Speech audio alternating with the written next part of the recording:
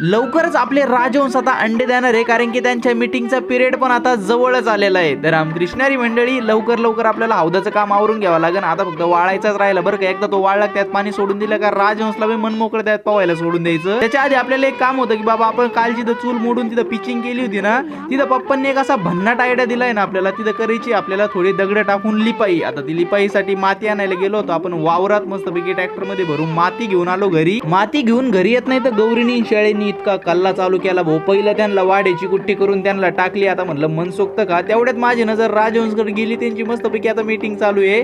महिन्याभराच्या आत आहे ना लवकरच ते अंडे देते ना असं मी होप करतो, कारण की आपल्याला आहे ना राजहंसची गँग तयार करायची। आता ज्या ट्रॉलीत माती आणली होती ना तिचं मस्तपैकी हायड्रोलिक वर केलं, मस्तपैकी सगळी माती एका ठिकाणी टाकली, तिचा चिखल केला आणि अम्मीन पप्पांनी आता अशा प्रकारे पिचिंग केलेली आहे बरं का। म्हणजे आता जास्त मोठी भिंत नाही घातली, उगा नॉर्मल घातली आणि या कोपऱ्यात आपल्याला करायची आता चूल। ते पण साधी सुधी नाही, धूर आहे ना वेगळीकडे गेला पाहिजे आणि तिची आग आहे ना वेगळीकडे गेली पाहिजे। म्हणजे राजस्थानी टाईपची जी चूल असते ना तशीच काहीतरी करायची आपल्याला।